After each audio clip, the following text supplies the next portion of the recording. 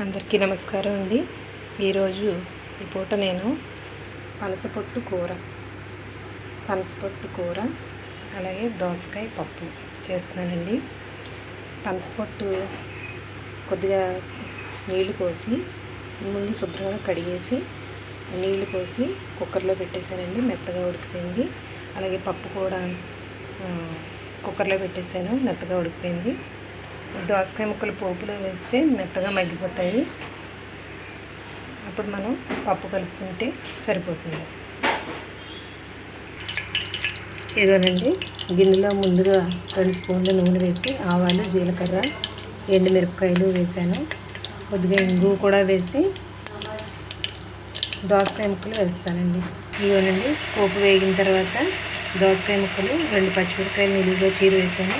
అలాగే కొంచెం పసుపు, కరివేపాకు వేసి మూత పెట్టి మగ్గిస్తాను.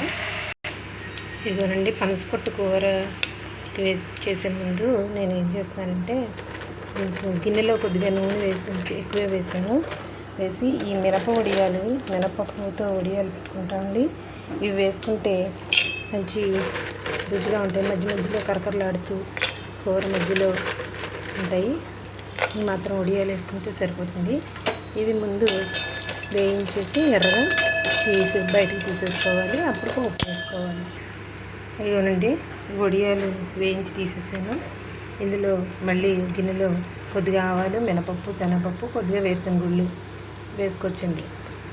ఎండుమిరపకాయలు చివరిలో బాగా ఎర్రగా వేగిపోయిన తర్వాత ఎండుమిరపకాయలు కూడా వేసుకుంటాము కొద్దిగా. ఇలాగా నేను ఈ పనసపొట్టు నీళ్ళంతా వార్చేసానండి. వార్చేసి పెట్టుకోవాలి. ఇదండి, పోపు ఒక వేగుతుందనగా కొద్దిగా ఎండుమిరపకాయలు వేసాను. అలాగే పచ్చిమిరపకాయలు 4 వేసాను. కొద్దిగా కరివేపాకు వేసాను. మొత్తం అంతా వేగిపోయింది. ఇప్పుడు మనం కూర వేసుకోవచ్చు. ఇదేనండి, పప్పు కోసం వేసిన దోసకాయ ముక్కలు కూడా మగ్గిన తర్వాత కొద్దిగా నీళ్ళు పోసాను, మెత్తగా ఉడికిపోతాయని. బాగా మెత్తగా ఉడికిన తర్వాత పప్పు వేసేసి సాల్ట్, పసుపు వేసి ఇదేనండి, దోసకాయ ముక్కలు మగ్గిపోయిన తర్వాత నేను పప్పుని కొంచెం పేస్ట్ లాగా వాటర్ పోసి జారీలాగా చేసుకుని ఇందులో కలిపేసాను. నేను 2.5 స్పూన్లు చిన్న స్పూన్లు సాల్ట్ వేసాను. అంతేనండి. దీంట్లో కొంచెం కరివేపాకు కూడా వేసుకుంటే బాగుంటుంది. బాగా మగ్గిపోయిన తర్వాత పొంగు వచ్చాక మనం దోసకాయ పప్పుని తీసేసుకుంటే సరిపోతుంది. మా ఇంట్లో మేము ఇంచుమించుగా ఈ మధ్యన ఇత్తడి గిన్నెలోనే వండుకుంటున్నామండి. అల్యూమినియం గిన్నెల్లో వండకూడదు అంటున్నారు కదా. అంతకుముందు కూడా తక్కువే, కానీ ఇవి కొంచెం తొందరగా హీట్ అవుతాయి. అవి చూసుకోవాలన్నమాట. ఇది మనకి పొంగు వచ్చేలాగా ఉడకాలి.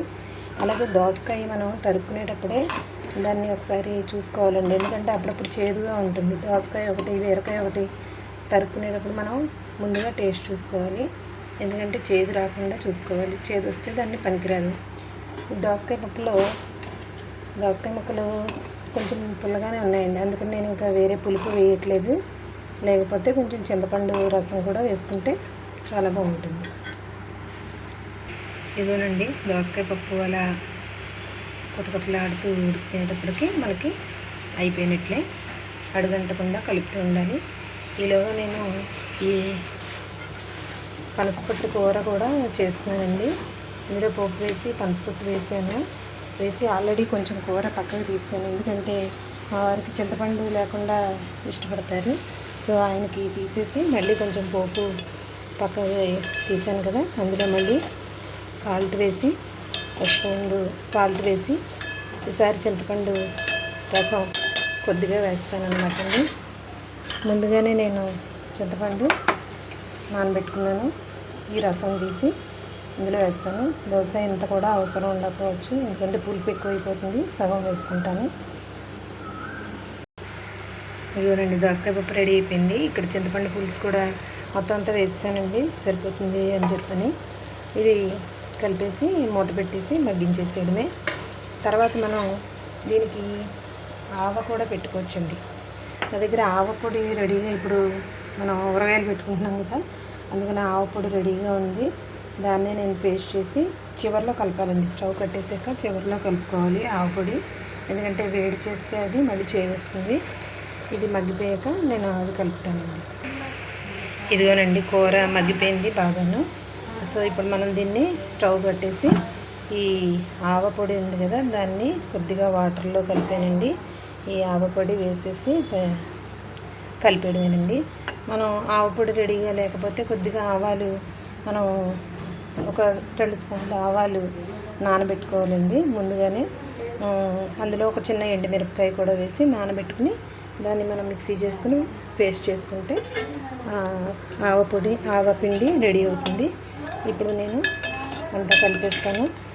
అంతే అండి, పనసపట్టు ఆవపెట్టిన కూర అలాగే దోసకాయ పప్పు. థ్యాంక్ యూ అండి. ఇదిగోనండి పనసపట్టు కూర రెడీ అయిపోయింది. ఎంతో గుమగుమలాడుతుంది. ట్రై చేసి చూడండి, కామెంట్ చేయండి. Thank you.